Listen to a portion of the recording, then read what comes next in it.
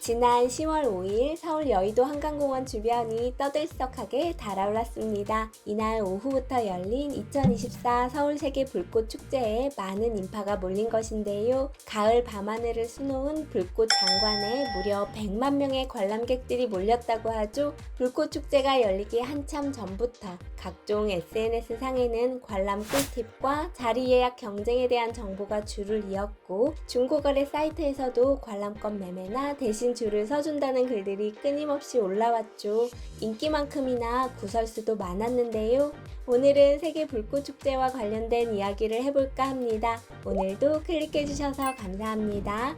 구독과 좋아요는 사랑입니다. 직접 본 밤하늘의 불꽃은 말로 표현하기 힘들 만큼 비현실적으로 아름다웠는데요. 좋은 자리를 차지하기 위한 경쟁 역시 비현실적으로 치열했습니다. 한강변은 물론이고 한강 다리 위도 인산인해를 이루었죠. 서울시는 안전사고를 우려해 여의나루형 무정차 및 사육신공원 통제 등의 대책을 발표했습니다. 이날 불꽃놀이를 보기 위해 전국 각지에서 사람들이 몰렸는데요. 고생한 보람은 분명히 있었습니다. 오랜 기다림 끝에 어둑해진 한강 위 밤하늘을 도화지 삼아 형형색색의 불꽃이 춤을 추기 시작했는데요. 펑펑 소리를 내며 공중에서 터진 불꽃이 쏟아져 내리는 장관이 펼쳐질 때마다 감탄과 환호성이 일제히 터져나왔죠. 말 그대로 밤하늘의 은하수가 한 번에 쏟아지는 듯한 황홀한 광경이었습니다. 한국은 물론 일본과 미국팀의 특색 있는 불꽃 공연을 볼 수 있어 더욱 뜻깊기도 했고요. 밤하늘을 가득 채우는 불꽃의 규모가 생각 이상으로 대단해서 서울시가 예산을 엄청 썼겠구나 하는 걱정까지 들 정도였는데요. 놀랍게도 이런 걱정은 기우였습니다. 벌써 20년 넘게 진행되고 있는 세계 불꽃 축제는 국가나 지자체에서 진행하는 행사가 아닌 한화에서 진행하는 사회공헌 사업의 일환이었는데요. 도대체 한화는 왜 100억 원이나 되는 돈을 써가며 불꽃 축제를 벌이는 것인지 궁금해졌습니다. 프로 야구팀이나 방산업체로 잘 알려진 한화는 사실 한국화약에서 시작된 기업입니다. 한국화약을 줄여 한화라는 기업명이 된 거죠. 한국화약은 1952년에 설립된 기업이지만 따지고 보면 일제시대까지 거슬러 올라갑니다. 일제시대인 1933년 일본 유지 주식회사는 식민지 조선의 자회사인 조선유지 주식회사를 설립합니다. 경성에 본점을 두고 청진, 인천, 심포, 장전, 성진 등 17개소의 공장을 둔 거대 기업이었죠. 주로 생산한 품목은 유지, 지방산, 비누, 글리세린이었지만 공업용 내광과 다이너마이트 역시 빼놓을 수 없는 생산품이었습니다. 그중 인천 공장은 1940년 준공되어 공업내관, 다이너마이트 등 폭발물을 주로 생산하던 곳이었으나 6.25 전쟁으로 인해 폐허가 되고 말았죠.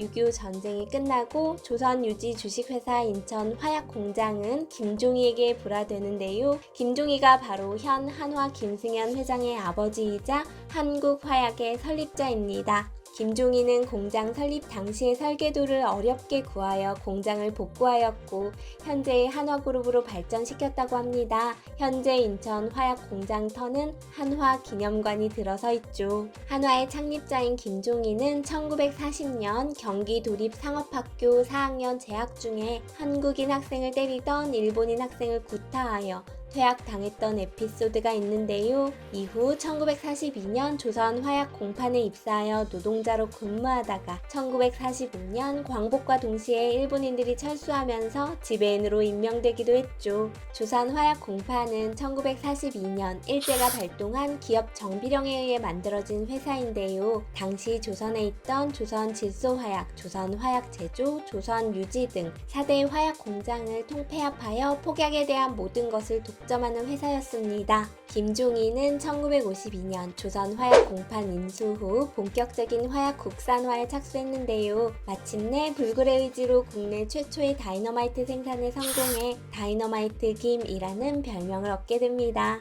한국의 화약 산업을 이끌어온 한국화약은 1993년 기업명을 한화로 바꾸게 되는데요. 재미난 에피소드가 숨어 있습니다. 당시 한국화약그룹의 영문명은 코리아 익스플로시브 그룹 그룹이었는데요. 한화 고위 관계자가 중국을 방문했을 때 현지에서 코리아 익스플로시브 그룹을 남조선 폭파 집단이라는 지극히 테러 단체 같은 이름으로 오역하는 바람에 한바탕 해프닝이 벌어졌죠. 결국 그 일이 계기가 되어 그룹 이름을 한화로 바꾸게 됩니다. 실제로 예전에 빙그레 이글스 유니폼 한쪽에 화약 가족이라는 패치가 붙기도 했죠. 한국 화약은 단순히 화약을 제조하는 데 그치지 않고 화약 원료에서부터 산업용 화약 제조, 판매, 발파 해체, 불꽃 프로모션 등 다양한 분야에 진출했는데요. 특히 1964년에 불꽃 사업을 시작해 지금은 전 세계에서 각종 기념 불꽃 축제를 도맡아 진행합니다. 불꽃과 조명, 레이저 영상 등 멀티미디어를 접목해 새로운 장르의 불꽃쇼를 국내 최초로 개척하게 된 것이죠. 최근에는 스토리텔링까지 더해 신개념 공연 문화를 주도하고 있다는 평가를 받고 있습니다. 10월에 불꽃 축제를 하는 이유도 한국 화약 창업일이 10월 28일이기 때문이라는데요. 매년 여의도 63빌딩 앞 한강시민공원에서 열리는 불꽃 축제는 2000년 제1회 개최를 시작으로 이제는 우리나라를 대표하는 문화 행사이자 한국을 세계에 알리는 축제가 되었습니다. 불꽃 축제를 위해 한화는 연간 약 100억 원이나 되는 돈을 쓰고 있는데요.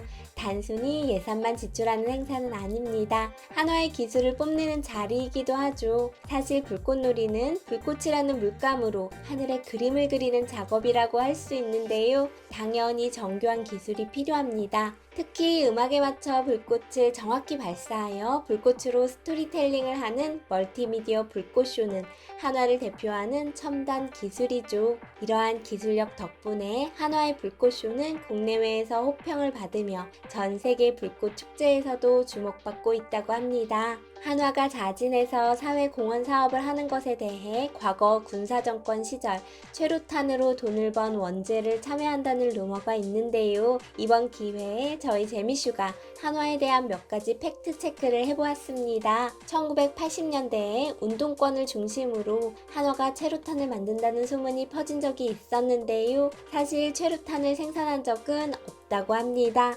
당시 최루탄을 만들어 떼돈을 벌었던 회사는 삼양화학공업이란 다른 회사였죠. 또 하나의 루머는 한화에서 총알도 만든다는 건데요. 한화에서 탄약을 생산하긴 하지만 총알을 만들지는 않는다고 합니다. 현재 한화의 주력은 산업용 폭약이고 총알을 생산하는 대표적 기업은 풍산입니다. 풍산은 동파이프나 동전을 만드는 것으로만 알려져 있지만 사실 소총탄은 물론 전차 포탄까지 군용탄을 생산하는 방산 기업이죠. 일제가 남긴 적산을 불화받아 화약 산업으로 기업을 일군 한화이지만 현재는 대한민국 재계순위 7위에 달하는 명실상부한 대기업입니다. 사업 분야도 다양한데요. 우주항공 방산 부문에서는 한화, 한화에어로스페이스, 한화 시스템이 있고 에너지화학 부문에서는 한화솔루션, 한화토털에너지스, 한화에너지 등이 유명하죠. 금융 부문도 상당한데요.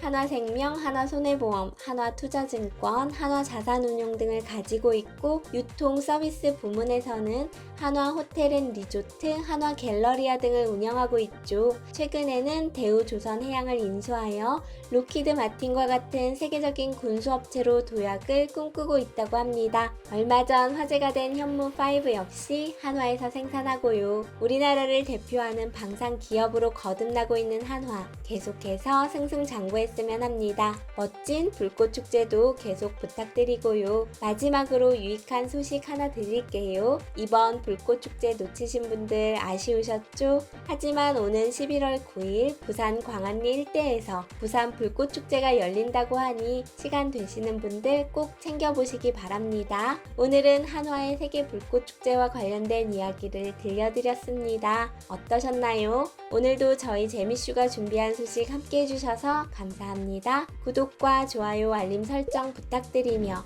다음 시간에 더욱 재미난 소식으로 찾아뵙겠습니다. 감사합니다.